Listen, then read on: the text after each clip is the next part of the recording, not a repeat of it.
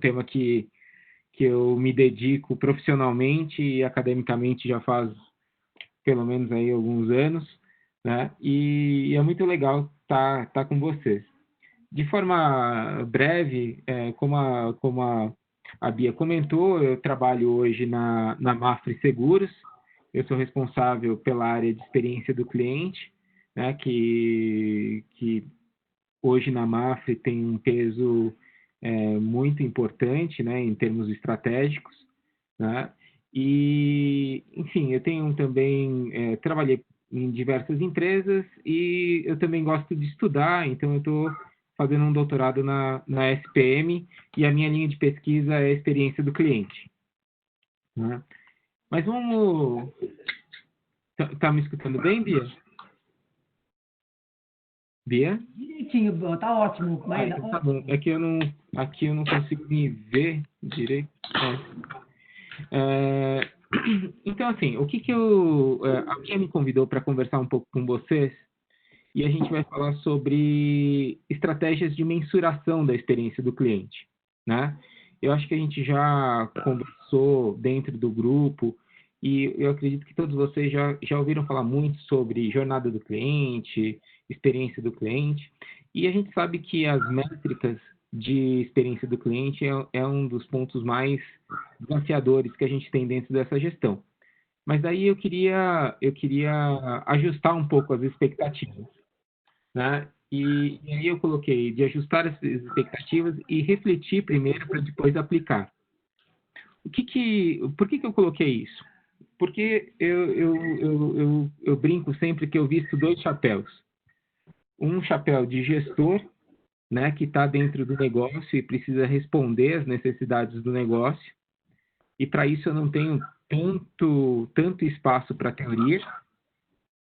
E visto depois do horário comercial o chapéu de estudante, né, que está fazendo a pós, e que daí sim quer entender um pouco mais sobre teoria, sobre estatística, sobre método e essas coisas. Mas quando eu estava preparando esse material, eu me peguei também numa situação que eu falei, poxa, tem uma série de coisas que eu estudo e que eu não estou conseguindo implementar do jeito que eu acho que deveria. Então, por isso que eu começo a nossa conversa hoje fazendo essa provocação.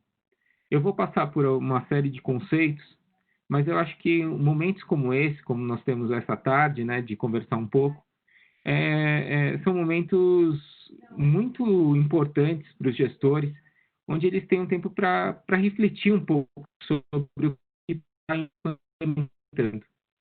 Eu me peguei fazendo material e relembrando alguns conceitos, que muitas vezes a área do dia a dia acaba até fazendo com que a gente se esqueça, né? Então, deixa eu avançar um pouquinho aqui.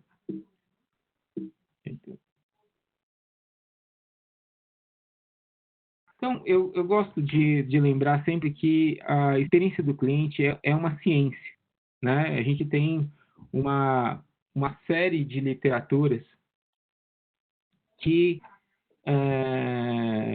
que estão disponíveis para quem quer estudar a experiência do cliente, né? Eu não vou passar por todas elas aqui, mas acho que uma coisa que eu gosto sempre de mencionar é que a primeira vez que a gente fala sobre, que tem na literatura, o conceito de experiência, ele aparece em 1955, com o Abbott e o Alderson.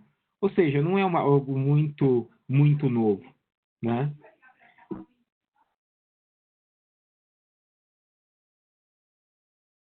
Aqui é simplesmente mostrando para vocês que essa literatura ela ainda está se desenvolvendo, né? Com um artigo desse senhor aqui que chama Pine, em 98, né? O tema de experiência do cliente ganhou mais uma energia, né? E voltou a ser muito debatido dentro das empresas. E essa é uma literatura que tá se desenvolvendo, né? E que tem muita gente boa aí trabalhando e desenvolvendo pesquisa sobre isso. Aqui é simplesmente para a gente lembrar, né, alguns conceitos básicos, e acho que isso é importante para a nossa conversa dessa tarde, sobre o que é a experiência do cliente, né? Então, quando a gente fala sobre experiência, existem diversos conceitos.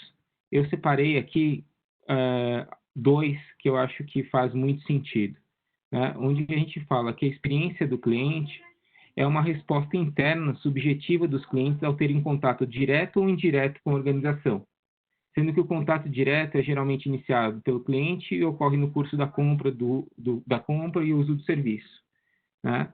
E enquanto o contato indireto mais frequente ocorre em encontros não planejados nas representações das organizações. O que a gente está falando aqui no português mais simples é que a experiência do cliente é algo que é pessoal, né? Nesse momento que a gente está conversando, cada um de vocês está tendo uma experiência distinta, porque é uma resposta do indivíduo frente ao contato que ele está tendo com uma organização, né? E a jornada do cliente, aqui tem uma definição mais acadêmica, de forma mais prática, a jornada do cliente é o palco da experiência do cliente, é onde a experiência do cliente acontece. Então, a gente está falando de, basicamente, todos os pontos de contatos, diretos e indiretos, que o cliente passa quando ele vai consumir um produto ou um serviço, né? Pontos de contatos diretos, dentro da literatura, a gente chama, são os pontos de contato onde a organização faz a gestão. E os pontos de contato indiretos são os pontos onde nós não fazemos a gestão. Então, eu diria que a loja, o site, são pontos de contato direto. O boca a boca, os comentários nas redes sociais, são pontos de contato indiretos. A gente não faz a gestão disso. E daí entra também o conceito de gestão da experiência do cliente, que é o processo de fazer a gestão de tudo isso. Ou seja, é quando uma organização ela se predispõe a fazer a gestão de todos esses pontos de contato e de prover as condições para que o cliente tenha a melhor jornada possível.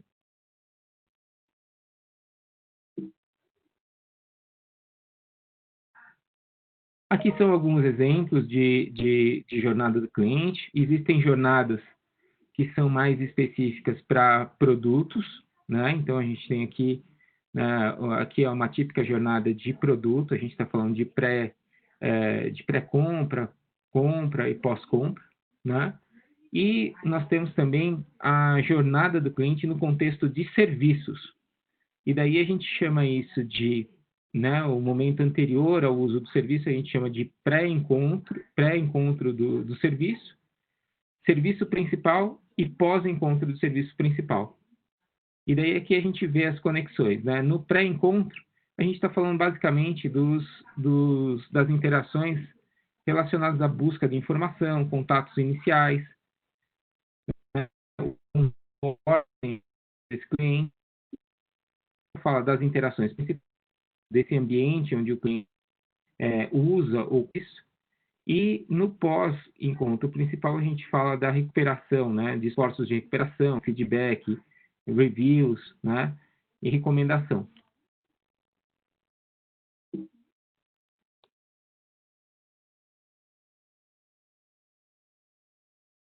Antes da gente falar das métricas, é importante a gente falar um pouquinho da anatomia dessa gestão da experiência do cliente, né? Então, para a gente entender onde a gente coloca as métricas, é importante a gente entender quais são as perspectivas desse serviço. E, basicamente, a gente divide em duas perspectivas. Uma do que a gente chama de front stage, que é a jornada do cliente, são todos esses pontos onde o cliente consegue perceber a empresa.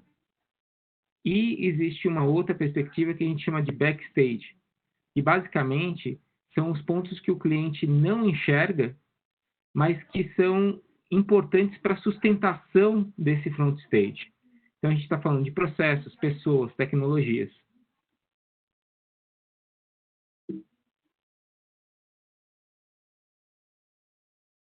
Outra visão também que é interessante, né, como eu tinha comentado, é a questão do pré-serviço, serviço principal e pós-serviço.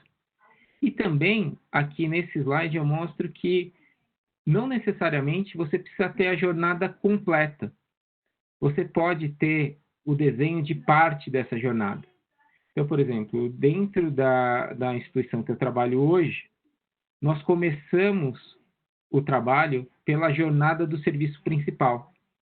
E agora a gente está indo para o pré-serviço e para o pós-serviço. Então, essa escolha do recorte, né, de por onde a gente começa o programa, ela depende muito do contexto da empresa e dos objetivos que essa empresa tem.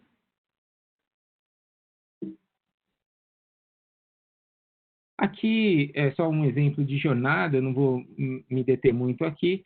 Aqui é um exemplo de uma jornada que nós temos lá na MAFRE, onde a gente tem as macroetapas desse serviço, entendemos as etapas, né, desse atendimento, os objetivos que o cliente tem, quais são as ações que esse cliente faz em cada um desses momentos, possíveis dores, as áreas que fazem, que tem algum tipo de interveniência nesse momento do atendimento. Nós temos também NPS e tal, e também trabalhamos com causa raiz primária e secundária. E daí, agora eu queria falar com vocês sobre os momentos da captura, né, da experiência do cliente.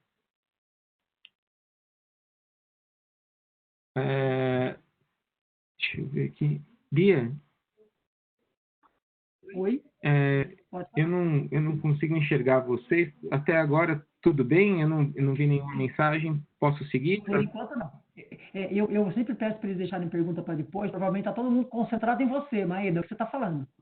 Ah, então tá bom. Não, é porque quando eu coloco no modo apresentação, eu não consigo enxergar nada aqui. Eu só enxergo a minha apresentação mesmo. Então, perfeito, eu sigo aqui. Esse ponto dos momentos da captura da experiência do cliente é um momento muito importante. Por quê? É a partir dessa compreensão que a gente escolhe as métricas que a gente vai utilizar. E não tem certo e errado. Tem o que você, como gestor e como pesquisador, caso seja um estudo acadêmico, o que você vai decidir. Então, o Kahneman, ele fala sobre 2 tipos de experiência. Ele fala sobre o que ele chama de experience self, que nada mais é do que a experiência ou a descrição da experiência no momento que ela está acontecendo. Então, de forma bem pragmática, à medida que eu estou falando aqui, vocês estão tendo uma experiência e estão avaliando essa experiência. Então, pode ser que para alguns de vocês o que eu estou falando é muito básico. E pode ser que para alguns de vocês também o que eu estou falando é uma novidade. A forma, de voz, tudo isso, a tecnologia que a gente está utilizando, tudo isso faz com que vocês tenham uma experiência nesse momento. À medida que a gente está interagindo, vocês estão tendo uma experiência. E o Kahneman também fala do que é chamado de remembering self. O que é isso? É a experiência lembrada, né? Então, isso se dá principalmente quando você finaliza a sua jornada. Então, quando terminar essa conversa aqui, pode ser que um colega ou algum familiar te pergunte: e aí, como foi aquela reunião que você falou que ia participar? O seu comentário sobre essa reunião é o que a gente chama de remembering self, que é exatamente a sua percepção sobre algo que já aconteceu, né? E os estudos mostram, a literatura mostra que o remembering self, ou a experiência lembrada, ela tem mais correlação com o comportamento de lealdade do cliente. O que isso significa? Que quando a experiência lembrada, ela tem uma influência na lealdade desse cliente, ou seja, se ele vai querer comprar aquilo lá, o serviço ou o produto novamente. Então, o Remembering Self ele tem mais correlação com esse comportamento de lealdade do que o Experience Self. E daí, como eu coloquei aqui no desenho, a ideia é a seguinte: quando a gente fala do Experience Self e o gestor ele quer fazer a medição dessa experiência, ele vai colocando indicadores ao longo da jornada. E ele vai medindo cada um desses pontos. de forma prática, que é muito comum. Você ligou para o call center, depois que você terminou a ligação, alguém fala, olha, você teria um minutinho para responder uma pesquisa que é importante para a gente? O que ele está fazendo? Ele está exatamente pegando a sua percepção ainda durante a jornada de atendimento. Qual que é o risco dessa estratégia? O risco dessa estratégia é que, à medida que você solicita o feedback do cliente, enquanto ele ainda está no serviço, é que você pode influenciá-lo positivamente ou negativamente. E o que é mais utilizado, né, ou pelo menos que eu vejo projetos com mais sucesso sendo utilizado, é dentro do Remember Yourself, que é onde você pede a percepção do cliente sobre um determinado serviço ou produto depois que ele passou por essa jornada.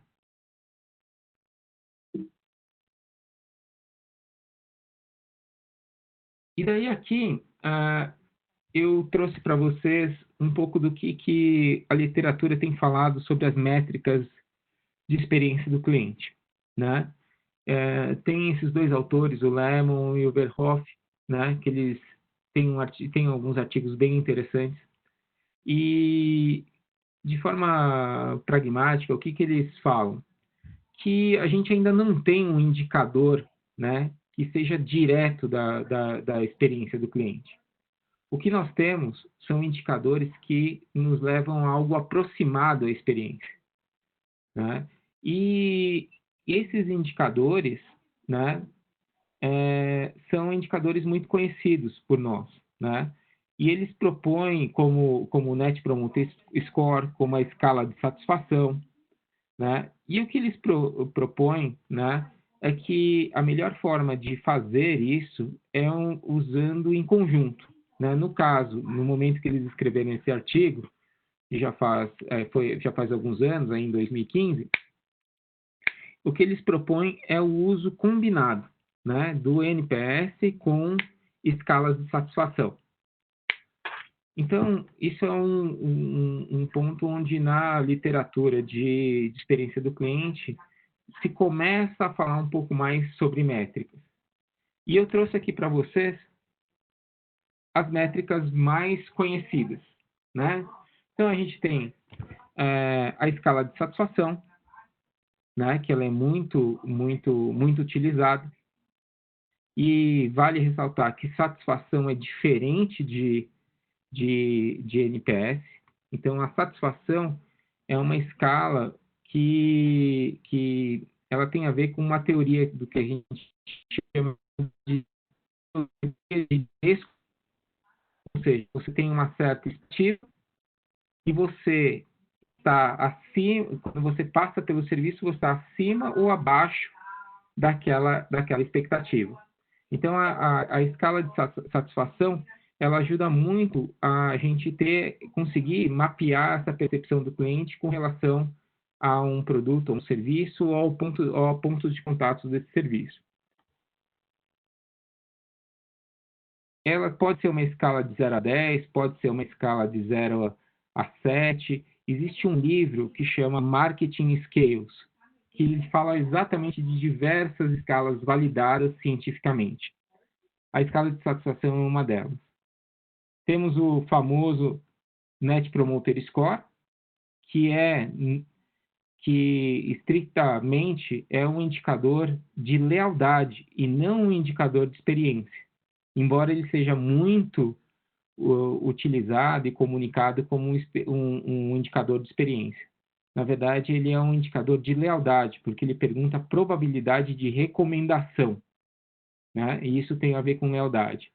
E o cálculo é muito simples, eu acho que vocês conhecem, que é o percentual de promotores menos o percentual de detratores. Existe também o indicador do Customer Effort Score, que a literatura fala que ele tem uma eficiência não muito boa, né? Não é uma escala que é amplamente utilizada e que em alguns momentos, em alguns estudos, você vê que ela acaba tendo resultados muito próximos de satisfação, né? Mas, de qualquer forma, esse indicador ele pode ser importante se você, dentro da instituição, precisa sensibilizar a organização que o cliente faz muito esforço para conseguir o que ele precisa, né? Então, de uma forma muito prática, você consegue mapear essa percepção do cliente com relação ao esforço que ele faz para conseguir o que ele precisa dentro da sua instituição. Por exemplo, no caso de um hospital ou de um pronto atendimento, o cliente quer ser atendido por um médico no pronto atendimento. Um Customer Effort Score pode ajudar a entender se isso é fácil ou não, se isso é facilitado pela empresa ou não, né? E com esses resultados, muitas vezes você consegue sensibilizar os executivos para fazer alterações dentro da jornada do cliente. E aqui eu trouxe uma outra forma também de se utilizar indicadores, que você também pode misturar os indicadores já tradicionais com indicadores operacionais. Então, aqui no caso, a gente está falando de uma jornada de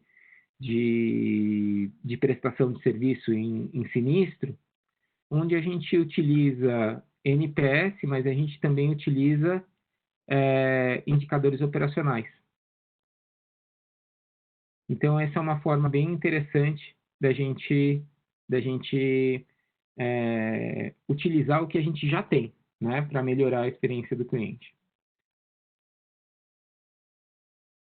E por último, eu trouxe uma escala que ela não é exatamente nova, já tem acho que uns 4, 5 anos, e que ela é chamada de qualidade da experiência. Essa é uma das escalas que eu acho mais interessantes do ponto de vista da abrangência dela, né? Ela vai além da visão de satisfação, de lealdade, né? Ela trata de 4 âmbitos da experiência que eu acho muito interessantes, que é a experiência, né, com um produto ou serviço, os resultados, né, para o cliente, os momentos da verdade e o que eles chamam de peace of mind ou de tranquilidade, né? E o que é interessante desse modelo, né? Deixa eu ver se eu consigo aqui uma caneta. Se a gente olhar, tá? Não existe uma forma direta de você medir experiência de produto.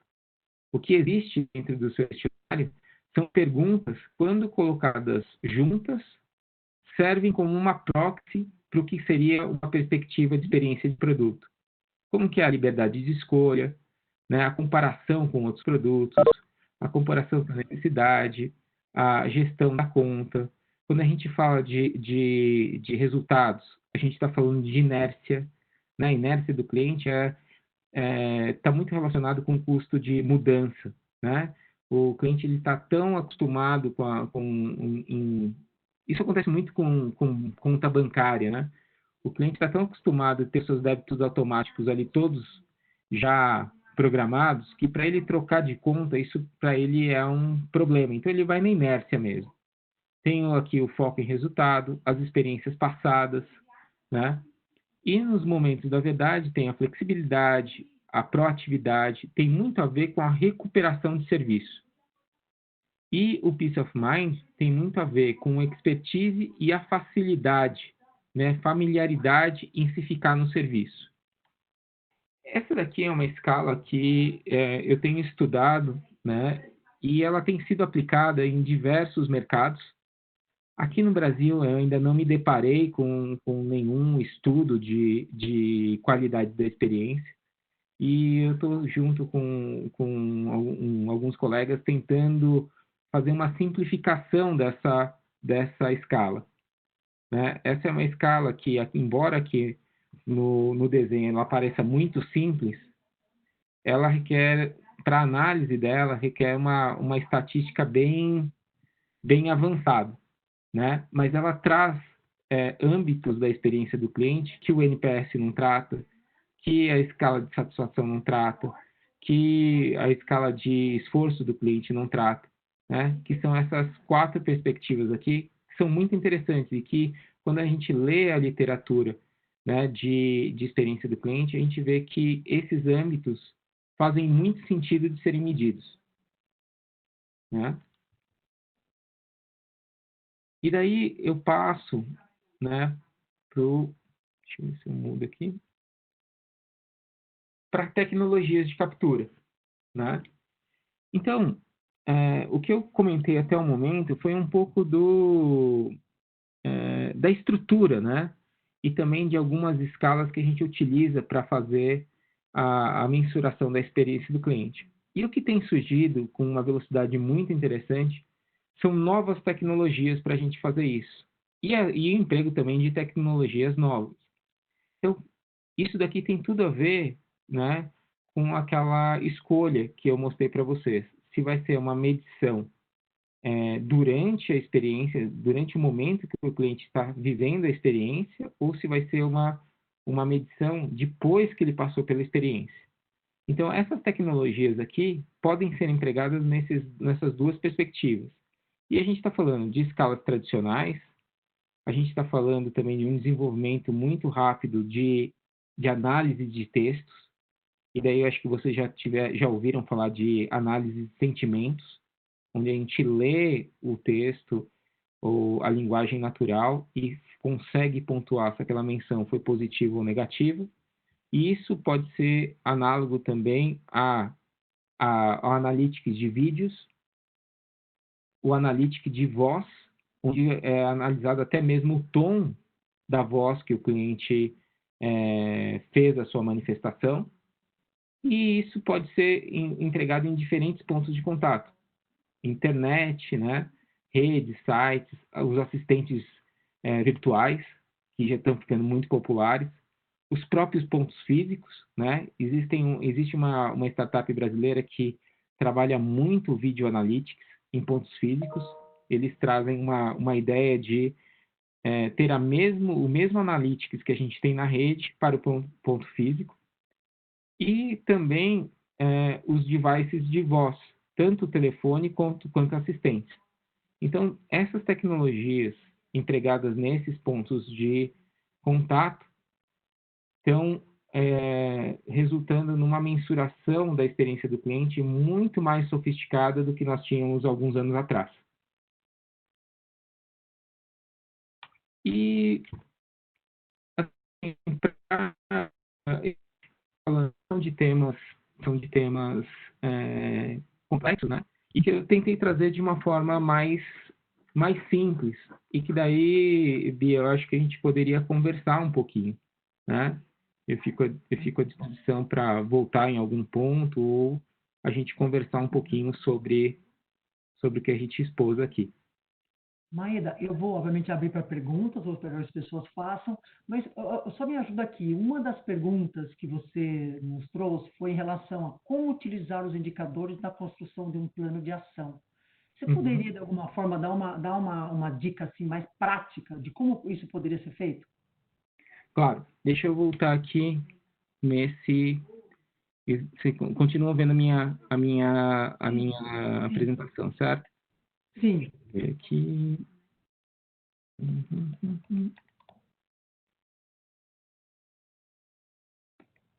Perfeito.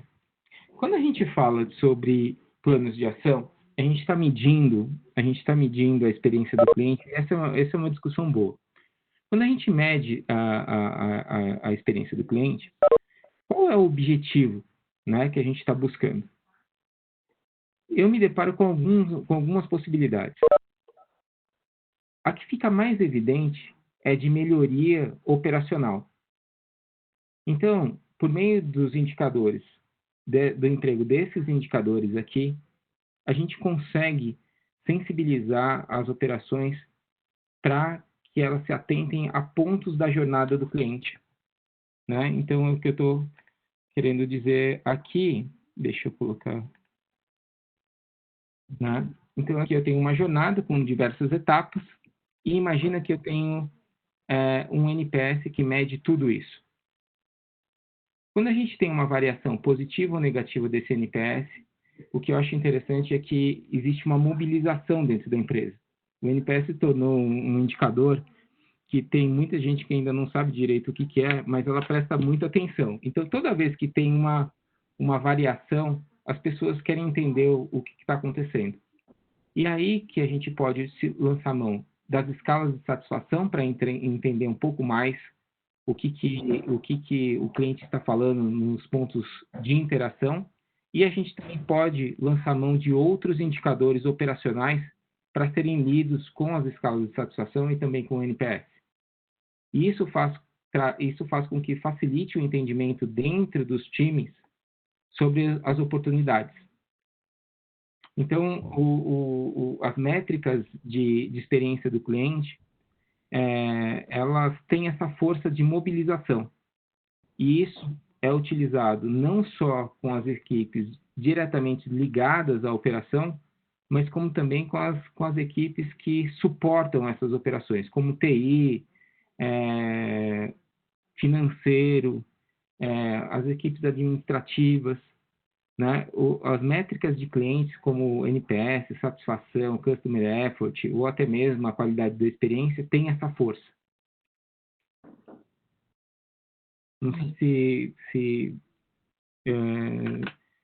Bia, se é nessa linha que vocês... Não, eu entendi. Então, você, por exemplo, você pega, na sua jornada, você pega o NPS, de repente você pega, às vezes aplica o de esforço, você pega a pesquisa de satisfação, você faz um mix desses indicadores que você acha que você aproxima mais de realmente de entender se você causou ou não uma boa experiência para aquele seu cliente. Exatamente. Eu vou tirar aqui, eu consigo ver vocês daqui. Consegue, agora sim, agora estamos Agora vendo. sim. Então, perfeito. Na verdade, volta ao primeiro ponto lá do texto que eu compartilhei com vocês. Ainda não, na literatura, não existe um indicador direto de experiência do cliente. Uma vez que não existe esse indicador direto da experiência do cliente, o que a gente faz? O que as melhores práticas ensinam? Que a gente utilize combinações desses indicadores. Então, a gente vai fazer combinações do NPS com uma escala de satisfação em pontos de interação. A gente pode trazer indicadores de performance de interações online, como também de interações físicas. Então, o gestor, o que ele precisa entender é o seguinte: primeiro, qual que é o objetivo que ele tem? Um objetivo operacional, de fluidez do serviço. Ele tem uma necessidade que é financeira. Qual é a necessidade que ele tem? E a partir desse desafio, ele vai fazer as combinações dentro dessa jornada. E a jornada hoje, ela é uma jornada que tem pontos tanto online, como também físicos. Então, já não faz nem mais sentido você falar de online e físico. Entende-se que na jornada tem essas duas características. E daí depende do objetivo desse gestor. Ele pode fazer isso pela jornada como um todo, que é um trabalho muito complexo, ou ele pode começar como nós começamos na Mafre. Na Mafre, a gente começou pela jornada de prestação de serviço. Então, a gente quis, quando o cliente está usando o nosso serviço, quais são os indicadores que a gente vai utilizar? Como que a gente vai utilizar essas informações para mobilizar a equipe operacional, mobilizar a equipe financeira, equipe de TI? E é assim que a gente fez. E agora a gente começa a olhar tanto para a pré-venda, né, para o pré-serviço, como também para o pós-serviço. Legal, legal. Muito bom, muito bom. Eu queria, quem quiser fazer alguma pergunta direta também, abrir áudio e vídeo aí, somos todos membros, essa possibilidade existe. Alguém quer? Eu estou vendo que tem hospitais aqui. Nossa, deixa eu ver quem mais está aqui. Tem Danone. Espera aí, deixa eu pegar minha lista aqui. Danone, Sírio, Beneficência Portuguesa, Notre Dame, Sabin, Fleury, DASA. Alguém quer colocar Cetros? Alguém quer alguma pergunta? Aproveita, Maeda. Tem bastante gente de saúde. Eu estou vendo também que experiência do cliente é um mundo feminino, né?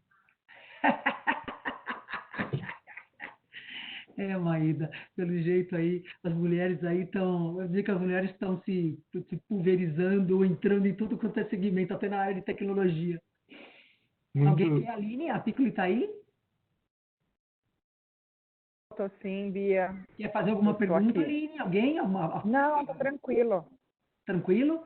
Tá Cadê a tranquilo, Flávia? é Flávia bem. também. Flávia, É. Natália. A Natália também está aí, Natália Espínola, bem-vinda, Natália. Eu passei por alguns serviços de saúde e conheço um pouquinho de serviço de saúde e eu sei o quanto é difícil, desafiador aí a gestão da experiência. Agora, o Maeda, se você tivesse que dar uma dica aí para quem está começando, nós percebemos nos grupos de estudo, você já viveu isso conosco também, a diferença de evolução hoje, né? Algumas empresas estão mais lá na frente em questão da gestão da experiência, outras estão iniciando, outras no meio do caminho. Mas, assim, o que é importante, que você também já reforçou várias vezes nas reuniões, é a questão de pegar uma linha do conceito, do entendimento correto, para não ficar aí nos modismos e que tudo é experiência do cliente, que se mistura tudo.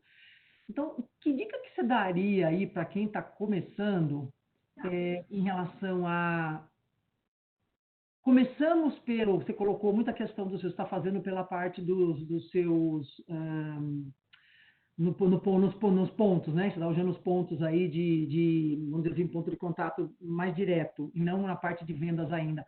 O que você indicaria para as pessoas que estão aí começando se alinhar melhor fazer direitinho, ou seja, fazer o percurso bonitinho de construir a gestão da experiência do cliente de uma forma bem organizada e monitorada? Como é que você indicaria?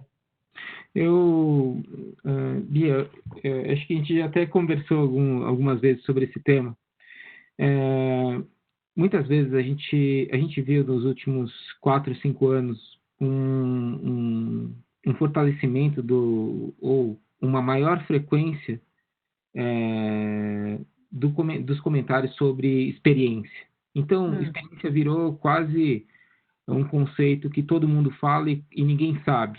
Virou alguma coisa parecida com inovação, com design, com cocriação. Todo mundo fala, mas se você perguntar aqui para cada uma dessas pessoas a definição disso, cada um tem a sua própria definição, que não necessariamente estão alinhadas.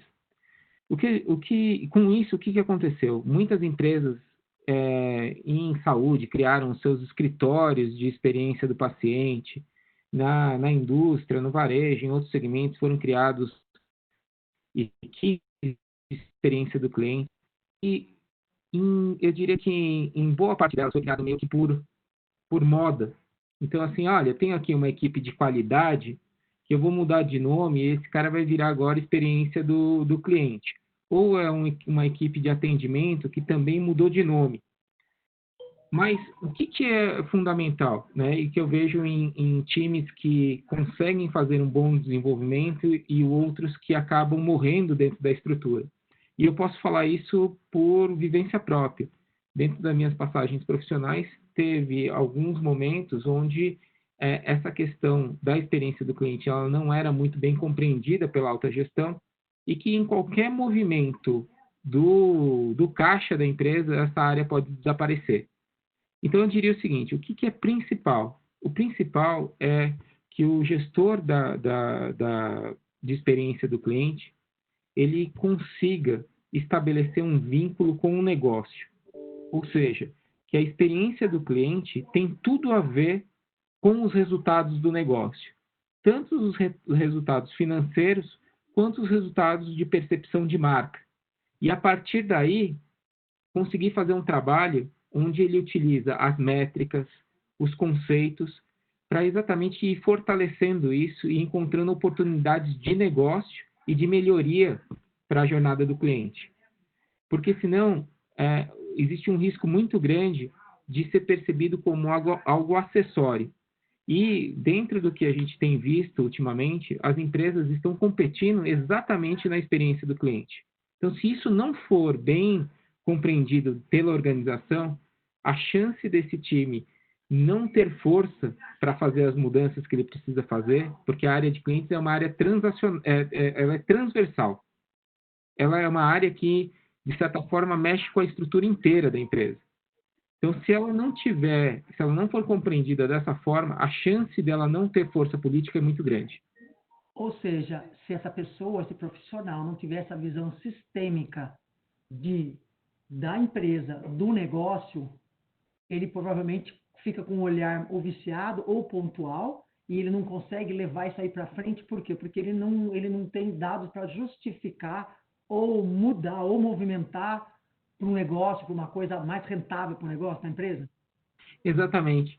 Por exemplo, o profissional de experiência do cliente ele tem que transcender ao conhecimento de atendimento. O atendimento é um item muito importante, mas a compreensão sobre o negócio, sobre as necessidades de proteção de carteira, as necessidades de aquisição de novos clientes, como isso pode acontecer por meio de uma gestão de jornada do cliente, tudo isso faz com que ele seja percebido de uma forma positiva ou menos positiva. Se dentro do vocabulário desse profissional ele tiver ações e conhecimento que afetam diretamente o PNL da empresa, a chance dele conseguir se estabelecer e fazer as ações é muito maior. Caso ele fique restrito somente à questão do atendimento, muitas vezes isso fica um pouco mais frágil. Agora, vendo que tem vários profissionais que estão nessa etapa aí, ou inicial, ou pensando ou evoluindo de uma maneira mais lenta, que indicação que você tem de preparo? Você conhece algum lugar, não sei, SPM, enfim, onde ele possa se receber essa formação mais sistêmica, mais ampla, para que ele consiga ter esse olhar aí que você está falando? Porque você é um estudioso de anos, você fez mestrado, você se aprofundou, você fez sua tese, você fez tudo. Mas quem está hoje no dia a dia, às vezes não tem esse olhar, não tem essa experiência. O que você sugere, Maeda? Eu acho que começa... eu vou falar do meu caso e o que eu conheço. O meu caso, eu fui conhecer a experiência do cliente e porque eu era um gestor de negócio e o repertório que eu tinha de ferramentas e de conhecimento estava muito restrito, eu não conseguia os resultados com o que eu conhecia. Então, eu fui estudar design e do design eu fui para gestão da experiência do cliente. E a partir de lá eu uni algumas habilidades, tanto de gestão mais por indicadores, uma parte mais estatística, com uma visão muito de negócio, né? Quando a gente fala de formação, hoje é muito mais fácil. Quando a gente comecei, isso não era tão claro, não era moda, né? Então, eu tive que estudar por mim mesmo, né? E achei no mestrado aí um lugar onde eu tinha pares de pessoas que também gostavam de estudar isso. Mas hoje existem cursos de pós-graduação, né? Na SPM tem um bom curso de gestão da experiência do cliente. Eu sei que a FIA também deve ter um curso de experiência do cliente. Existe uma certificação internacional que chama CXPA, eu vou escrever aqui para vocês, que é CXPA. Da Fast Shop está nisso. Né? CXPA, que é uma certificação bem interessante para quem principalmente se for um consultor e precisa ter uma certificação, mas eles têm um conteúdo muito interessante e principalmente uma rede de pessoas profissionais em gestão da experiência do cliente, né? Então, o que eu diria é que hoje já existem alguns cursos que são bem legais. Vale a pena fazer um curso rápido para pelo menos entender um pouquinho, mas eu diria que um curso rápido de 16 horas não torna ninguém um gestor de experiência do cliente, mas ajuda a ampliar o interesse e até mesmo verificar algumas possibilidades. Quem quer estudar mesmo, existem esses cursos de pós e também dentro do mestrado você pode escolher uma linha de marketing estudar comportamento do consumidor e dentro do comportamento do consumidor estudar experiência do cliente, que é exatamente o que eu fiz. Bacana, ótimo. Maeda, super obrigada, super obrigado. Eu vou, né, passei um pouquinho do horário. Alguém tem alguma pergunta? Pessoal da Notre Dame, quem mais? Sabin, Philips, alguém? Tá muito quietinho, tá com vergonha de perguntar, viu, Maeda? Estou vendo. Ou entenderam tudo. Então tá bom. Maeda, eu agradeço. Para quem não pôde participar, nós gravamos esse mini meeting e depois nós disponibilizamos, se vocês quiserem dividir com seus grupos aí internamente. E fica aqui, Maeda, mais uma vez, meu agradecimento aí, Ibe, e que você consiga voltar conosco a qualquer momento, viu, Maeda? Você é sempre bem-vindo no grupo de experiência. Obrigado, Bia. E fico à disposição. Eu faço parte aí de vocês, fico à disposição. Não, gente, eu queria...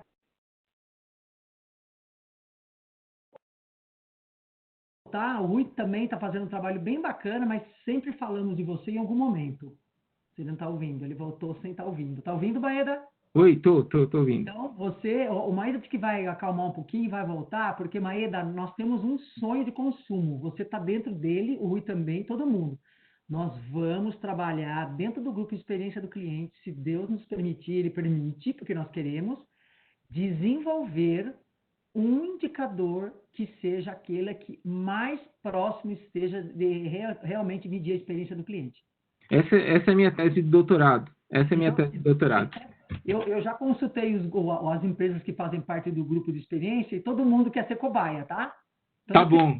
Convite aberto aí e nós, a qualquer momento, ativamos aí esse projeto, tá bom?